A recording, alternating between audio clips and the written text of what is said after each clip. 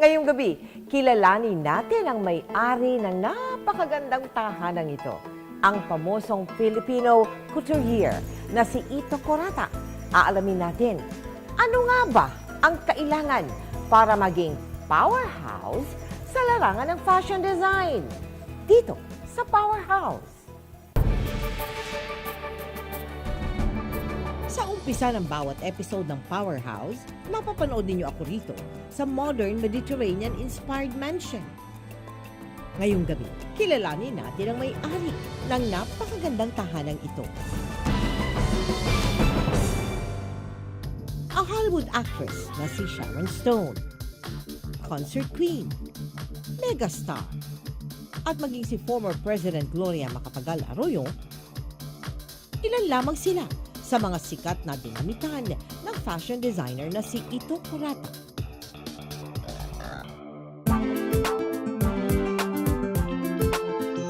Hi, Ito! Hi, I'm ma'am. back! Oh, yes, how are you? Thank you so much! Welcome to my home. Of course, this is the second time I'm here, Yes. di ba? Beautiful as ever. Thank you. Pero ngayon, you will bring me all around the house. Kung gaano kaganda mga damit na kanyang dinidisenyo, ganun din kaganda ang bahay ni Ito. May high ceiling at picture windows. This My is a library. library. Okay. It houses mga Wow. fashion books Your and art fashion books. books and your art books and Yes. lahat nandito yan. Dito sa kanyang library, may mahigit 2,000 aklat na nakaayos in alphabetical order ayon sa paksa at may akda. But you also entertain here, I'm Yes, sure. yes. Okay. And when do you use this room? In the morning, this is where I read the morning paper. Your coffee, your Yeah, coffee my room. coffee. Okay. And when I do pag nag-i-inspiration ako, pag may kailangan ako, so I would look at their mga fashion designers. Yes. And these are art books also. Sa San Francisco, California, sa Amerika, nagsimula si Ito bilang fashion designer. Nung nandoon ka, paano mo nakuha yung ganong stature na pupuntahan ka na nitong mga sabi I mo was nga, discovered- mga creme dang ano. Well, I did have a shop sa Outer Mission where andun yung mga Pilipino. I want to be, parang yung mga designer dito, I just have a small shop, you can order custom made. But I thought na magwawagi ako doon sa area ng Pinoy area ng San Francisco near Daly City, but nahirapan ako ng konti. And after the earthquake, I moved downtown na. And then one day, a writer from San Francisco Chronicle passed by my shop. And she's Pinay, but she's married to an American. An American? Lourdes Livingston. So parang siya yung nagbigay sa'yo ng Yeah, she grade? wrote a very nice article on with a small illustration of my window. Okay. And that was Monday. And then Tuesday, yun na. Punong-puno ka na naman. Everybody, I was wiped out. Everybody, each piece was bought out by Ganun kasi sa States eh. Once you get a good review like restaurants, that will make or break you if you get a good review. And she did. And then from then, yun na yung umpisa. I was invited to be in all these functions in San Francisco. And I was invited to do San Francisco Style 8 as competition naman, which I won also. When they invited me, sabi ko, ay, legit na ata ako. Ayaw ka pang And then they gave prizes for each category, for evening gown, for casual, for children. I got the best for gowns. Wow. So that really kind of Boosted feeling your ko legitimized my spot. At biruin niyo, ang Hollywood actress, model at producer na bida sa pelikulang Basic Instinct, si Sharon Stone, kabilang sa mga naging kliyente ni Ito. Again, I did it. I'm the one that contacted her. She did not contact me. Okay. And Again, I never had any publicist or agent. Yes. So one day, I met some people from Hollywood and asked how to get to her, and I just called her office and asked her if she'd be interested to some of my clothes. I says, Galing "Oh, mo yeah." talaga. Galing mo talagang, you did it again, ha? You did it again. Talagang you went right there. And you know, after a week, I remember Monday evening at 8 o'clock, so my phone rang and I said, hello, is Ito there? I said, yeah, this is Ito. This is Sharon Stone. I says, hi. That's Are you it. the Sharon Stone? Okay. No, I just said, oh, hi. And she loved my work, and then she made an arrangement to go there in the next 2 days. Kapal Places, muktes. ah. Sinong magbibigay nun sa'yo? I Oo, mean, you talagang- know, talagang the yung- opportunity, di ba? I mean, sometimes you have to do it yourself. What was the most difficult or the most hurting for you as a Filipino, struggling Filipino? How to get known, Yes. How to But get clients. how to is get one clients. other. Well, simple lang ginawa ko. I told myself na I'll just do my best, do a good job, talagang malinis ang tahe, maganda yung design, something would be me na magugustuhan din nila. Yun, that's how I did it, kind of my own way na para makilala. Nung mga panahon mo doon sa Amerika, did you really plan to come back to the Philippines? Or it wasn't in your mind at that No, time? wala. Wala. Akala ko Trabaho ka lang? Trabaho. Akala ko doon ako talaga tatanda. Oo. Pero And- may kulang, di ba? May kulang. Parang may kulang. Ganun ba? Ano yun? Ano nga yung feeling na gano'n? Well, pag every Christmas uuwi ka dito and then talagang sobrang happy dito, maganda yung lifestyle dito. It's really more fun in the Philippines. Mahigit 6 na taon pa lamang mula nang itayo itong bahay niya rito sa Pilipinas. Sarili niyang disenyo ang labas at loob nito na nasunod naman daw ng kanyang arkitekto at contractor. Itong mga interiors mo, Galing Amerika lang. galing Amerika? Ito ba yung sinasabi mong galing pa ng bahay mo sa San Francisco? Yes, oo. And the painting is Yes. also from San It's Francisco? also from San Francisco. I got that on an auction. Well, that is massive. It is. Dala mo din yan galing sa Amerika? The ang Italian laki-laki mirror? yan. Oo. No, may kwento dyan. I got it in the garage sale. A block away. Dito? Yes. I don't believe. And you have a grand piano, but you don't play the piano. I wish Oh, I do, but Tanong mo nga, no. bakit? Bakit kami grand Mas gusto ko piano? pa maglaro ng patintero. So you have a grand piano for what? For entertaining? For entertaining, yeah. I just hire some friends or Ang dating modelo na ngayon kolumnista at photographer na si Joan Zapanta Andrada, ang wardrobe consultant ni dating Pangulong GMA. Isa si Ito sa piling-piling fashion designers na kinuha ni Joan para sa mga damit ng dating Pangulo.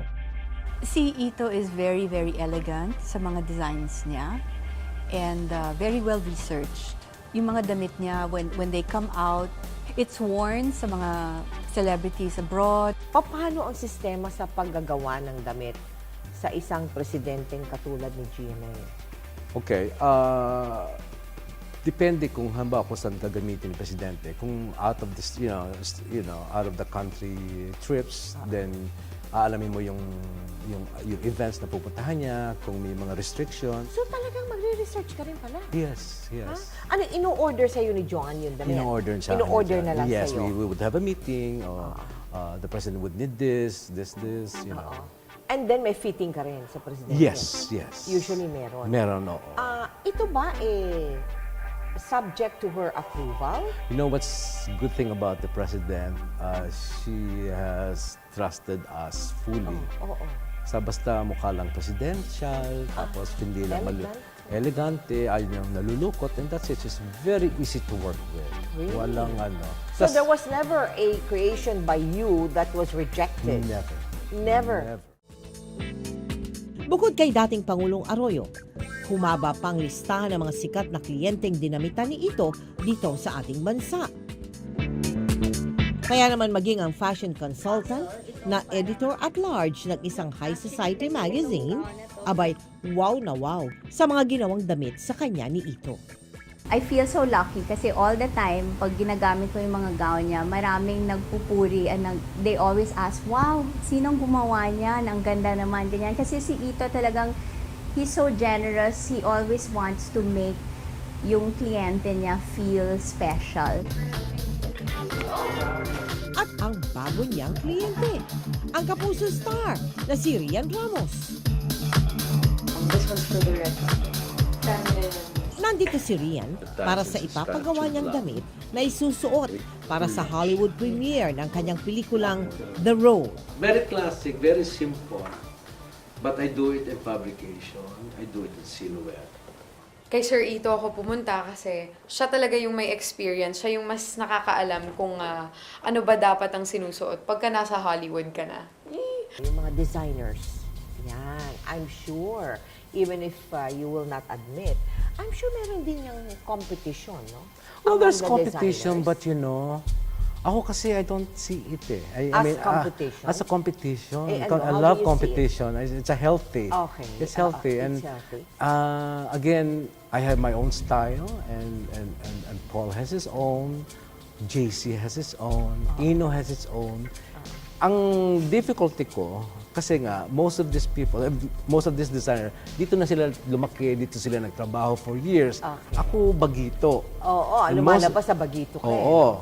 So, I don't know anybody. Ay, hindi ko kilala ang mga Ayalas, hindi ko kilala itong mga Lopezes. So, it's hard to break in sa ano. And most Filipina naman, talagang loyal sila sa kanilang couturier, which is kind of nice. Kumbaga meron na suki. Misuki na sila. So, nagdidepende lang ako sa mga anak-anak nila. Or sige, pag nakita sa mga wedding, ay, matikman magpagawa din ako to see what I can,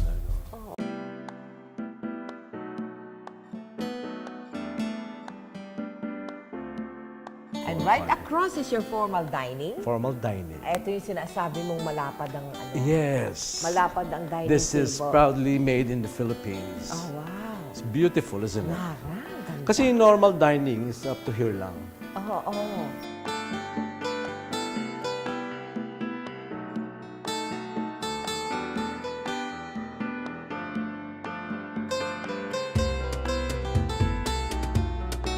Sa dining room, meron siyang curio cabinets at kahangahangang mga koleksyon ng mamahaling plato. And the plates also are a collection? Yes, it's by Rosenthal. It's a Versace plates. Ah, yeah. And my crystals are San Luis crystals. Oo. Pero ginagamit mo yan, ha? Of Hindi yan course. display. No. Kinainan ko silang kare-kare dati. Talaga? Oo, na may with matching, bagoong pa? exactly. Matching bagoong, ha? Nasa Rosenthal, ha? Beautiful.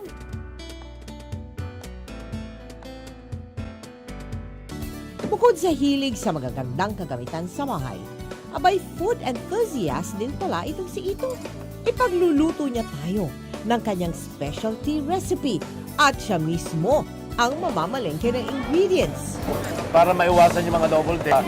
Yan yung kulay ng karne at saka yung walang amoy.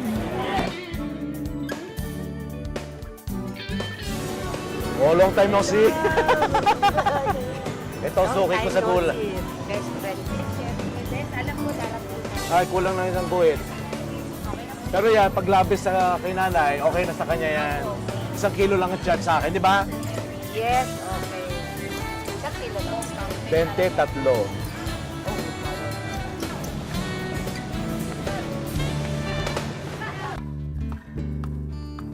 At saan pa nga ba magluluto kundi dito sa kanyang maluwag na country-style kitchen.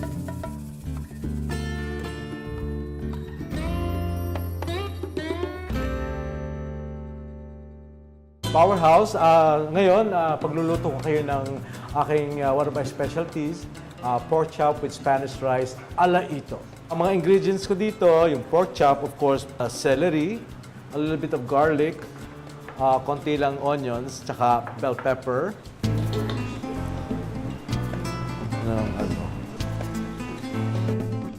Samahan natin ng konting onion, konting garlic. Tomato paste. Balik yung pork chop. Kahit anong klaseng bigas, pwedeng gamitin sa putahing ito. Wow!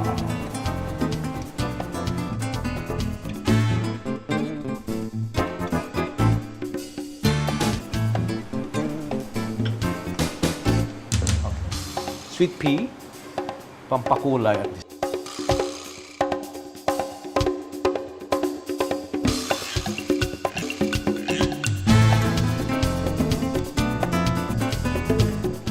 voila. Pork chop with Spanish fries. At naaalala niyo ba ang napakagandang hagdan na inakyat ko? This is the, yung den ko sa second floor of the house. Dito yung mga collection ko din ng fans. Right behind you, collection ko ng the glass paperweights. Dito naman yung hallway na mga paintings ko. Ito is one of my old paintings, dated 1984. Ang fine arts graduate na si Ito, nagpipinta rin. Ang inspirasyon daw niya sa oil on canvas painting niyang ito ay ang pagiging ballet dancer niya nung kanyang kabataan. Pero dahil wala na raw siyang oras para gawin ito, nahilig na lang siya sa pangongolekta ng mamahaling paintings.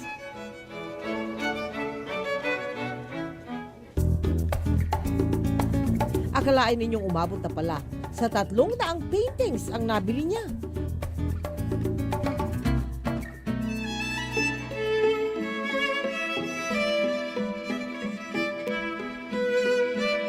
This is one of my favorite paintings. Not because ito yung pinakamahal, pero ginawa siya ng isang kliyente ko. Kasi hobby niya yung mag-paint. Siguro mga 8 yung binili ko. So, for me, ito yung mga favorite ko kasi kilala ko yung artist. Dito naman is to my master's bedroom ko. So, tuloy. Tulugan ko, may konting salas. Dito ako nandun TV. Gusto ko lang yung ganitong bed for a change. Kasi nung bata kasi ako, parang kutsyon lang yung tinutulugan ko. But it's comfortable naman. Ito yung isa sa mga paborito kong art ko dito. It's etching ni Rembrandt. It's the beheading of Saint John the Baptist. Very early, within siguro mga second strike lang siya, meaning one of the few talagang yung unang ginawa sa plate, ng metal plate.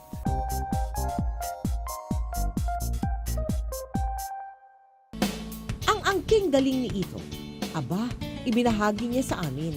Sinampulan niya ako at ang mga kasamahan kong kapuso anchors ng kanyang disenyo para sa formal attire.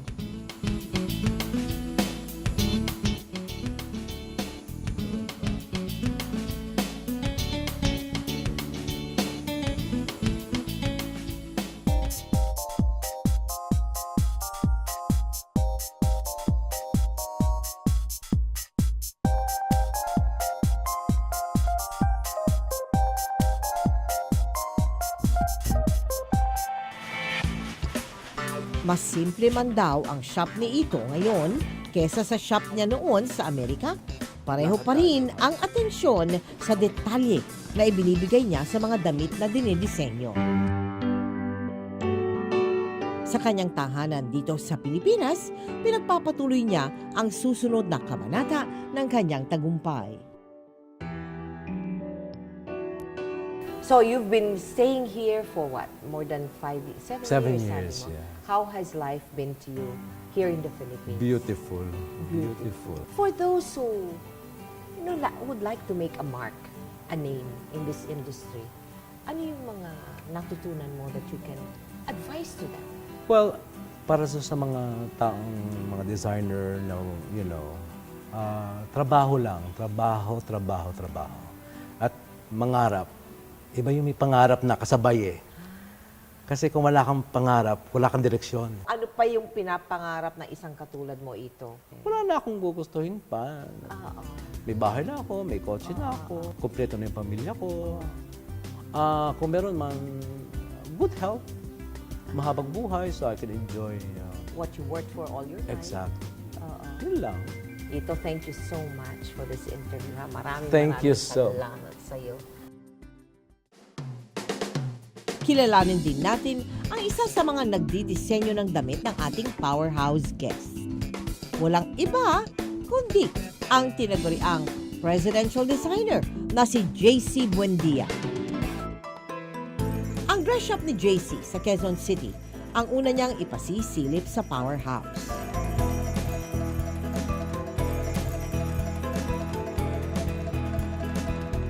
Ito yung receiving area. Dito nagkukonsulta yung mga kliyente ko. Dito naman ang fitting area. Ito ako rin ang ako lang nag-design din itong divider ko na to eh. Dito sa simpleng shop na ito, dinadayo si JC ng kanyang mga suking kliyente. Siyempre mga unang customer ko nun, mga kamag-anak from showbiz si Franco Laurel.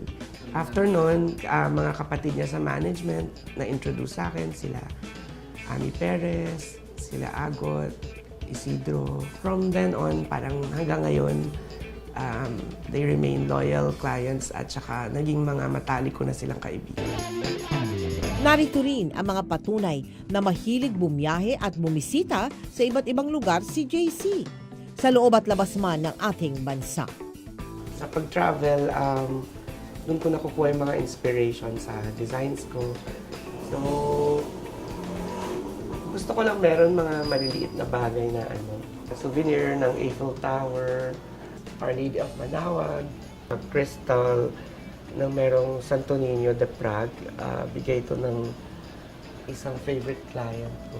Ito naman galing ng Vietnam. Parang wood carving ng isang babae na nakasuot ng national costume nila. Paborito kong silhouette yung Auday, yung kanilang national costume. Replica ng Fabergé egg sa imperial family ng Russia before.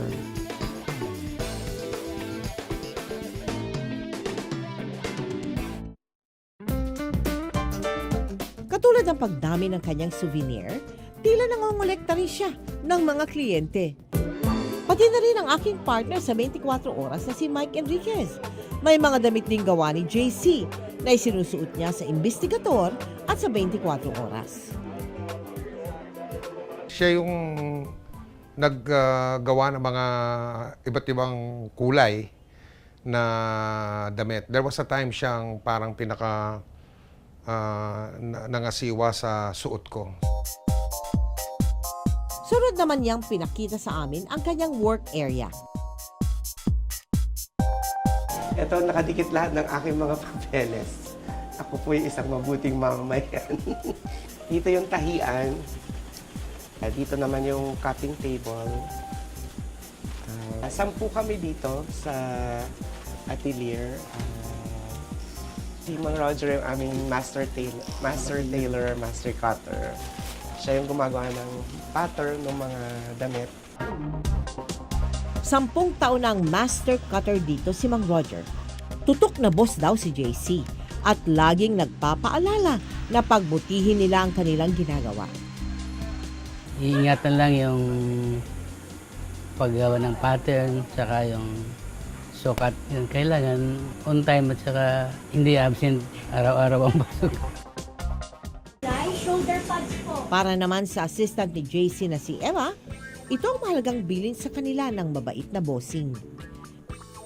Ang gusto lang niya, kung hindi lang namin alam, sabihin namin kaagad sa kanya. Huwag kami magmarunong. Kasi pag napalpak, wala na, everything. Kaya kailangan consultation muna sa kanya. Pero ang gusto ko rin siyempre malaman, paano nga ba niya naging kliyente ang mga presidente ng ating bansa? Si Joanne na-introduce sa akin ng pinsan ko. Tapos, naghahanap siya ng isusulat para sa column niya sa Philippine Star. So, ginawa niya ako ng article noon para doon sa Sunday column niya. And then parang the following week, since family friend siya ni then Vice President Gloria Arroyo, ni-refer niya ako and doon nag-start yung paggawa ko ng damit for GMA. 2 months after, biglang presidente na siya. Siyempre, biglang nasa dyaryo ako bigla. Naging kliyente naman ni JC ang queen of all media na si Chris Aquino, na nang kalaunay naging matalik pa niyang kaibigan. At nang manalo naman si Pinoy sa eleksyon, aba si JC lang naman ang isa sa mga kauna-unahang bumisita. Pinasukatan kasi ni Chris ang kanyang Kuya Noy ng 2 barong Tagalog. Ang isa'y may mapa ng Pilipinas at ang isa na may dilaw na ribbon. Pero paano nga ba nagsimula ang isang JC Buendia sa larangan ng fashion? Pagka-graduate, nag-aral ako ng pattern making sa Slims. Naging assistant designer naman ako ni Cesar Gaupo. After that, nagtrabaho ko sa ilang mga boutique hanggang sa dumating sa point na parang feeling ko wala atang pinupuntahan yung career ko. Pero yung isang kaibigan ko, in-advise ako, parang bakit di mo subukan mag-solo? Ngayon, bukod sa bansag na presidential designer, si JC Buendia ang tumatayong presidente ng Fashion and Design Council of the Philippines. Ito, ina-advocate ko na gumamit ng local materials. Doon sa paraan na yon, nagkakaisa lahat. Para nga sa advokasya ng FDCP, isinama kami ni JC sa isang pagawaan ng mga produktong abaka dito sa Cavite. 95% ng abaka supply ng mundo galing sa Pilipinas. Karamihan sa abaka ay tumutubo sa probinsya ng Catanduanes. Tumutubo lang to sa roadside, sa kabundukan nila.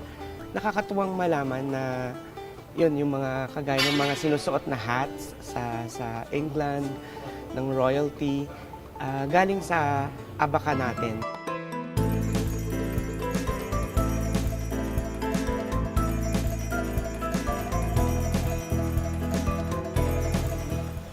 Ito nakita nyo, ano na siya, pino na siya, pwede itong gamitin sa barong. Komportable na siya sa balat. Hindi lang pala material para sa damit, kundi pati samot-saring produktong gawa sa abaka ang matatagpuan dito. Kitang-kita nyo ang Pinoy talagang natural na malikhain sa mga nakita nyong produkto dito. So, sana takilikin natin mga gawang Pinoy.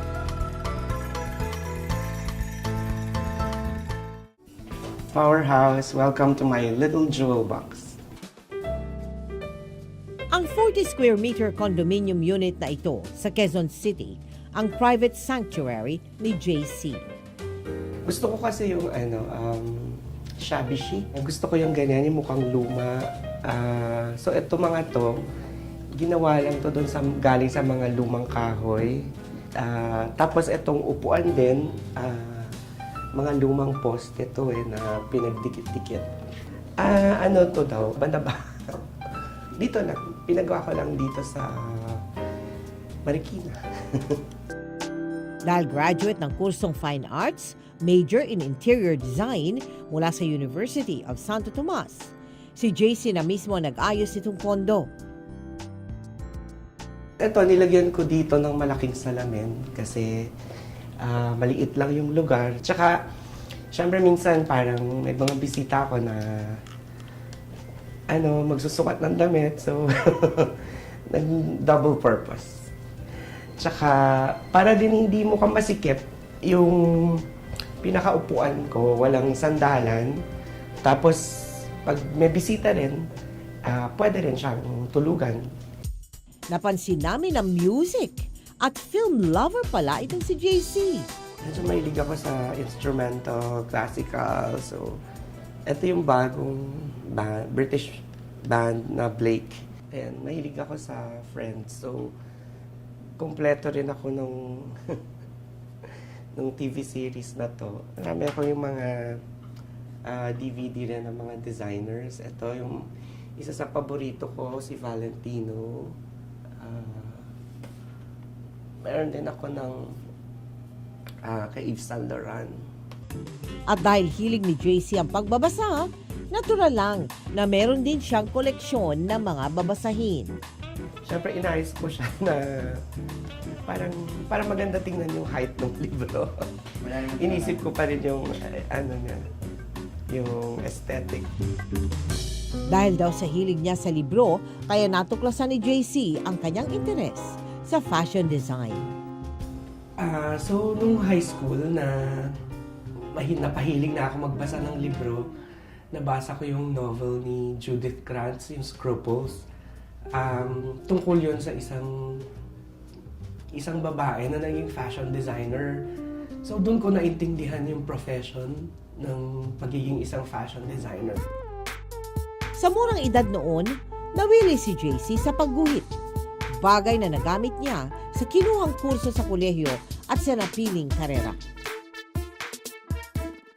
Ipinakita naman sa amin ni JC ang tinuturing niyang pinakamahalagang kayamanan dito sa kanyang kondo. Ito yung pinaka-prized possession ko dito. Watercolor portrait siya ng mother ko. Regalo siya ng father ko sa aking mama. At binigay nila sa akin. So, yan, may place of honor siya dito sa akin. Galing sa pamilya ng mga doktor si JC. Pero ang hilig niya sa sining ay namana niya sa kanyang ama na nagtapos din ng kursong Fine Arts. Panganay sa 4 na lalaking anak si JC. Mapagmahal at maalagang kuya raw siya sa mga nakababatang kapatid. Minsan, yung kapatid ko na pangatlo, parang kailangan kausapin yung magulang o guardian sa school para hindi malaman ng magulang ko, ako yung pupunta para makipag-usap sa principal. Siguro lahat nadadaan ko sa ngiti. Pag harap ko sa principal, okay na. Paborito ko yung bunso kong kapatid. Kasi nung dumating yung bunso kong kapatid, 13 years old na ako. So naalagaan ko siya. Pero minsan ang sinubok ng tadhana ang katatagan ng pamilya Buendia. Na-car accident siya nung 16 years old siya kasi tapos na yung finals nila. And then medyo nag-happy-happy sila sa Tagaytay. And then on the way back, na-aksidente sila. So, nawala siya sa amin nung panahon na yun. Pero kamakailan, may dagok na muling dumating sa pamilya Buendia. Recently, sumakabilang buhay yung papa ko. Peaceful kasi yung pagkamatay niya kasi namatay lang siya sa tulog niya. So, alam mo na hindi nahirapan. Ngayon, kahit bumukod na si JC, hindi pa rin daw nawawala ang kanyang pagiging mama's boy. Katunayan, lagi pa rin silang magkasama ng kanyang ina. Marami kaming parehong hilig ng mama ko. Pareho kami mahilig magbasa ng libro. Mahilig kami manood ng sine. Pareho kami mahilig magsulat ng mama ko. Siyempre, siya yung #1 fan ko. Sa tagumpay na tinatamasa ni JC ngayon, wala na halos mapagsidlan ng kaligayahan ang kanyang ina. Ay, mahal na mahal. And I'm really very, very proud of him. Meron namang paalala at mensahe si Mami Zoni sa minamahal niyang anak. Mahal na mahal kita, anak. Pero dapat nakahanda din ang kalooban mo. I won't be around forever. Kahit naman ako mawala, lagi kitang babantayan, lagi kitang aalalayan. Nandyan lang ako. Hindi man daw kalakihan itong condo unit ni JC, kontento at payapa siya rito. Sanay na rin siyang mag-isa sa mga gawaing bahay. Ako lang mag-isa din nagluluto-luto. Mahilig ako sa puti at saka sa baby blue. So, yung tiles nung kitchen, yan lang yung medyo mahal dito kasi siya, yung Bizaza tiles. Ito naman, taguan ng mga makakalagang bagay. Glass din dahil kasi nga pagka mirror, nakakadoble ng size ng space. Mahilig din pala siya sa pagkain. Lalo na sa trabaho ko, parang halos every other day may event na pupuntahan and lahat ng masarap na pagkain matitikman mo. So, ang hirap magpigil kumain. Kahit hindi ako mag-chocolate, okay na. Pero pag nakakita ko ng Sans Rival, Paborito ko yung Sans Rival ni Gay Vasquez. Special tong Sans Rival niya kasi ang ginagamit niya dito, macadamia nuts imbis na cashew nuts. Ang hilig ni JC sa pagkain ay isa lang sa mga paksang isinusulat niya sa kanyang sariling blog. Yung aking blog, ang pangalan, My Refrigerator Door. Tinawag ko kasi siyang My Refrigerator Door kasi 'di ba yung refrigerator door, nilalagay natin lahat ng mga kung ano-anong bagay. Parang I want people to see what's special in the ordinary. Dahil siguro nawalan ako ng kapatid, nawalan ako ng ama, yung marirealize mo, life is short. So parang you make the most out of it. At ang isa sa latest blog entry ni JC ay ang kanilang food trip ng kanyang mga kaibigan sa isang floating restaurant sa Cavite. Nasa blog din ni JC ang tungkol sa kanyang paboritong aso. Ito si Kojak. English Bulldog siya. I-grooming lang si Kojak. Mahihain sa camera. Pati ang paboritong bakery ni JC kasama rin sa ibinida niya sa kanyang blog.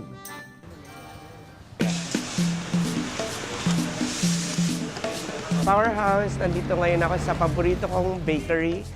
Paborito ko yung yung monay nila kasi tama-tama yung size niya, tsaka masarap talaga siya merienda kahit butter lang yung palaman. Ang last but not the least na kanyang ipapakita sa atin ay ang kwartong kanyang pinupuntahan sa pagtatapos ng kanyang bawat araw. Itong dingding nung bedroom, pinalagyan ko siya ng bricks kasi gusto ko yung magmukha siya, yung parang yung mga apartments sa New York na lumang building. So, parang may isang wall lang na bricks. Etong kama, regalo sa akin ni Chris Aquino nung bagong lipat ako. Gustong-gusto ko yung view dito sa kwarto kasi kita mo yung Marikina River, kita mo rin yung buong Quezon City.